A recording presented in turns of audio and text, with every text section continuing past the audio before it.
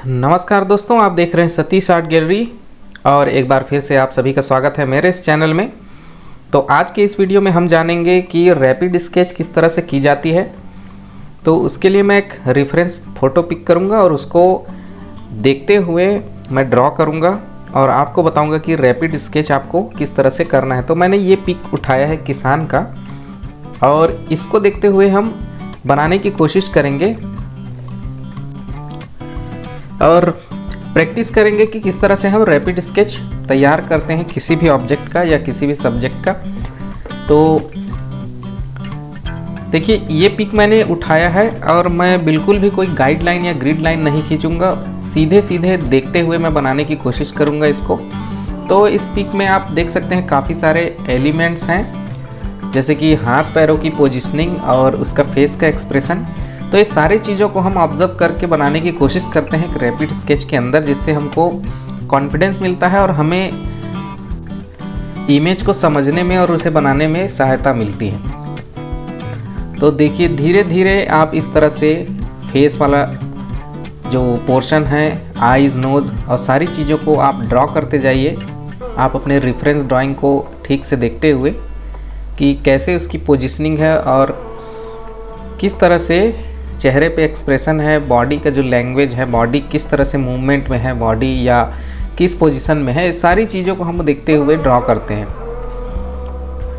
तो किसी भी सब्जेक्ट की या किसी भी पोस्चर की ड्राइंग को करने के लिए हमको देखना होता है कि बॉडी का एंगल, उसका मोमेंटम किस तरह से है, किस तरह से पोजीशनिंग है बॉडी का।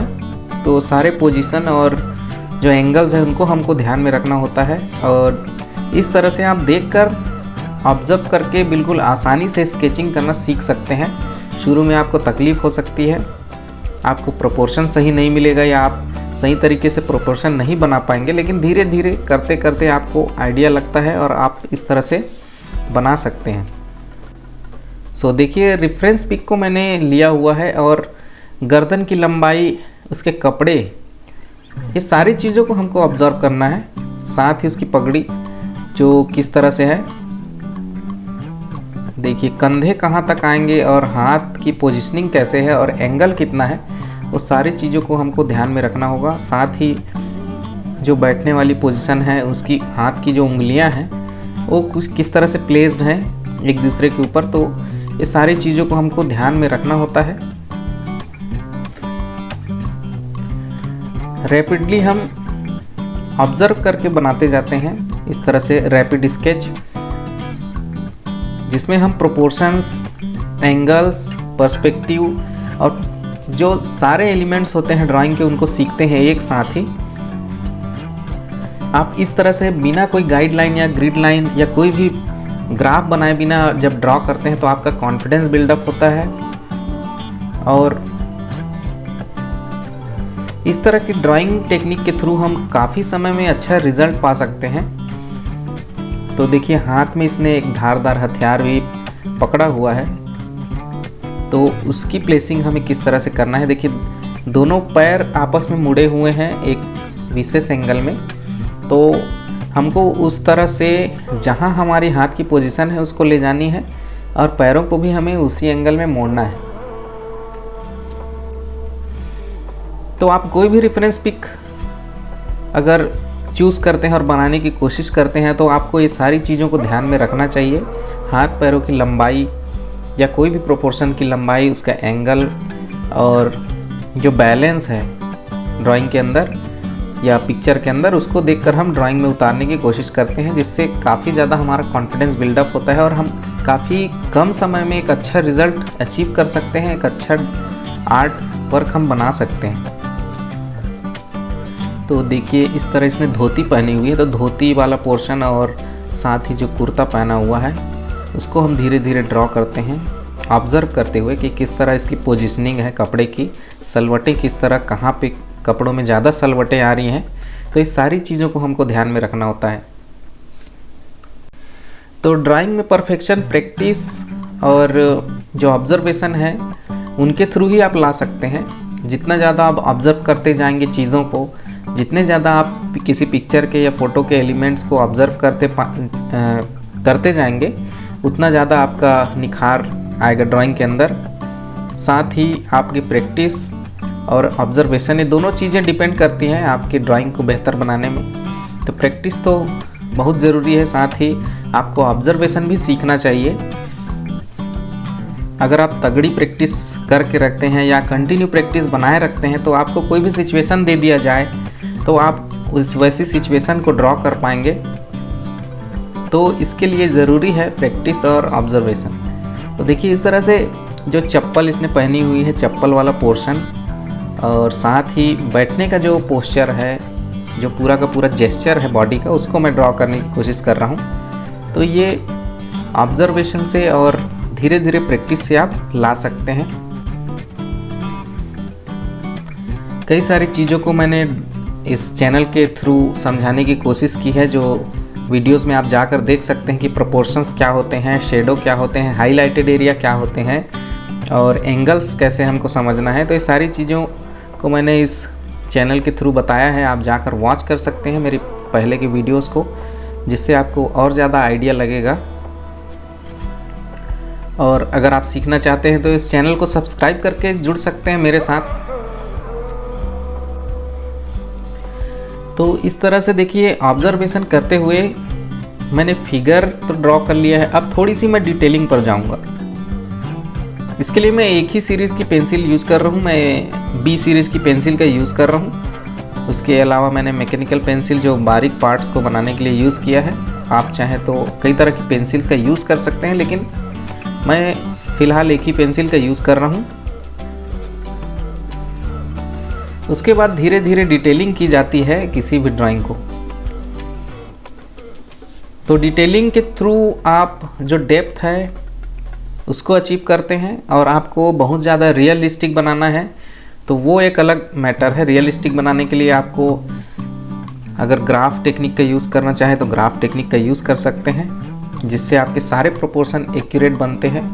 लेकिन फ्री हैंड ड्राइंग में और रैपिड ड्राइंग में आपको इसी तरह ऑब्जर्वेशन के थ्रू ही बनाना है, क्योंकि ग्राफ तैयार करना फिर आउटलाइन तैयार करना काफ़ी ज़्यादा टाइम टेकिंग होता है। इसलिए आपको रैपिड स्केच को काफ़ी तगड़ा प्रैक्टिस करना चाहिए। इसके थ्रू आप काफ़ी अच्छे रिजल्ट पा सकते हैं और आप कई तरह के ड्राइंग्स को करने में एबल हो पाएंगे। तो देखिए इस तरह धीरे धीरे मैं डिटेलिंग कर रहा हूँ। बहुत ज़्यादा डिटेलिंग करने की ज़रूरत नहीं है, आपको धीरे धीरे ही ऑब्ज़र्व करके किसी ऑब्जेक्ट को धीरे धीरे बनाइए और धीरे धीरे उसकी डिटेलिंग शुरू कीजिए। अब आप में से काफ़ी सारे लोग आर्ट वर्क करते होंगे या आर्ट वर्क कर रहे हैं, लेकिन उनका प्रॉब्लम ये होता है कि हमसे सही प्रोपोर्शन नहीं बन पाता है, हमसे सही नहीं बनता है, कोई भी चीज़ हम नहीं बना पाते हैं। तो उसके लिए आपको थोड़ी सी ग्राफ और ग्रिड टेक्निक का यूज़ करना चाहिए। उसके अलावा जो गाइडलाइंस होती है, किसी भी ड्राइंग को करने के लिए गाइडलाइंस खींची जाती है। तो हमको किसी भी सब्जेक्ट के लिए गाइडलाइन कैसे खींचना है या कैसे तैयार करना है, वो चीज़ों को सीखना बहुत ज़रूरी है।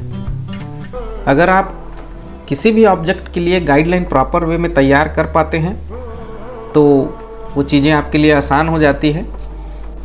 किसी भी प्रकार के ऑब्जेक्ट के लिए ऑब्जेक्ट के अकॉर्डिंग ही गाइडलाइन को बनाया जाता है और उसके अंदर अपनी ड्राइंग को करनी होती है। तो ये एक अलग टॉपिक है।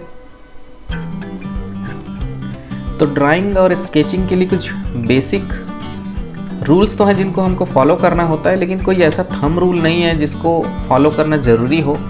आप किसी भी तरीके से बना सकते हैं जिसमें आपको कंफर्टेबल लगे। आपको जो तरीका, जो मेथड आपको अच्छा लगता है आप उसमें बनाने की कोशिश कीजिए, लेकिन ऑब्जर्वेशन और बेसिक जो रूल्स हैं उनको जानना ज़रूरी है। जैसे कि मैंने बताया कि हाईलाइट, शेडो और शेड वाला जो पोर्शन है उनको समझना, साथ ही जो पर्सपेक्टिव है और एंगल्स हैं उनको समझना। तो ये कुछ बेसिक चीज़ें होती हैं ड्राइंग के अंदर या किसी भी आर्ट वर्क के अंदर जिनको हमको समझना काफ़ी ज़रूरी होता है। उसकी समझ को आप डेवलप कर लेंगे तो आपके लिए काफ़ी आसान हो जाएगा। तो देखिए इस तरह धीरे धीरे मैं डिटेलिंग कर रहा हूँ, बहुत ज़्यादा डिटेलिंग नहीं कर रहा हूँ, बस ऑब्जर्वेशन के थ्रू ही मैं धीरे धीरे इस ड्राइंग को करने की कोशिश कर रहा हूँ। आप कोई भी सब्जेक्ट उठा लीजिए आप, या कोई भी पिक्चर आप पिक कर लीजिए और उसको बनाने की कोशिश कीजिए, आपकी ड्राइंग बेहतर ज़रूर बनेगी। अगर ज़रूरी है तो बस प्रैक्टिस आपको जैसा समय मिल रहा है, आप आर्ट वर्क करते हैं, आर्ट वर्क करना चाहते हैं, तो आपको प्रैक्टिस के लिए टाइम निकालना ज़रूरी होगा। तो देखिए इस तरह से ये किसान बैठा हुआ है और किस तरह से इसने कपड़े पहने हुए हैं, कैसा इसका पोजीशन है, तो ये सारी चीज़ों को मैंने ऑब्ज़र्व करके बनाने की कोशिश की है। और साथ ही जो कपड़ों की सलवटें हैं, जहाँ जहाँ मुझे डार्क लग रहे हैं वहाँ को मैं डार्क करने की कोशिश कर रहा हूँ, जहाँ हाईलाइटेड हैं उनको बिल्कुल हाईलाइटेड मुझे दिखाना है। तो इस तरह बनाते बनाते ही और प्रैक्टिस करते करते ही आप एक अच्छा रिज़ल्ट पाते हैं। शुरुआत में आपको काफ़ी तकलीफ़ होगी, थोड़ी सी दिक्कतें होंगी, लेकिन धीरे धीरे आप ऑब्जर्वेशन को समझेंगे, पेंटिंग के बेसिक एलिमेंट्स को समझेंगे, तो आपको धीरे धीरे आसान लगने लगेंगी सारी चीज़ें। तो काफ़ी ज़्यादा परफेक्ट बनाने की ज़रूरत नहीं है, काफ़ी ज़्यादा परफेक्शन लाने की ज़रूरत नहीं है। अगर आपको परफेक्शन लाना है तो धीरे धीरे प्रैक्टिस करिए, और आप 4 या 5 दिन आप समय निकालेंगे या 6-7 घंटे निकालेंगे, तब आपके ड्राइंग में परफेक्शन आएगा। आप इस तरह से रैपिड ड्राइंग करते हैं, वो केवल सीखने के लिए और बेसिक चीज़ों को समझने के लिए होता है। आपको परफेक्शन लाने के लिए काफ़ी ज़्यादा प्रैक्टिस की ज़रूरत है और काफ़ी ज़्यादा आपको समय देने की ज़रूरत है। सो इस तरह से जो कपड़े हैं, कपड़ों की सलवटें हैं, उनको ऑब्ज़र्व करके बनाने की कोशिश मैं कर रहा हूँ। और देखिए इस तरह से, तो बाकी जगहों को आप ऑब्ज़र्व करिए, क्या छूट गया है, क्या चीज़ आपको और इन्हेंस करना है, वो सारी चीज़ों को देखते हुए आप धीरे धीरे अपनी ड्राइंग में इम्प्रूवमेंट ला सकते हैं। तो इसी तरह आप अलग अलग जेस्चर और अलग अलग पोस्चर को बनाने की कोशिश कीजिए। ह्यूमन ड्राइंग अगर कर रहे हैं तो आप चाहें तो एनिमल्स के भी पोस्चर को ले सकते हैं, आप चाहें तो कार्टून कैरेक्टर ले सकते हैं, और कई तरह के ऑब्जेक्ट्स को आप लेकर के बनाना शुरू कीजिए, जिससे आप हर तरह की ड्राइंग बनाने में कैपेबल हो पाएँ। सो धीरे धीरे मैं पैर वाला पोर्शन भी ड्रॉ कर रहा हूँ। पैरों में चप्पलें हैं और पैरों की पोजीशनिंग देखिए किस तरह से है। तो इसी तरह आपको कई तरह के सब्जेक्ट्स को देखकर ड्राइंग करने की कोशिश करनी है, जिससे आप काफ़ी सारी चीज़ों को समझ पाएँ। आई होप आप लोगों को ये वीडियो पसंद आया होगा, और अगर आप सीखना चाहते हैं तो इस चैनल को सब्सक्राइब करके जुड़ सकते हैं मेरे साथ। मिलते हैं हम एक नए वीडियो में, तब तक के लिए नमस्कार और प्रैक्टिस करते रहिए।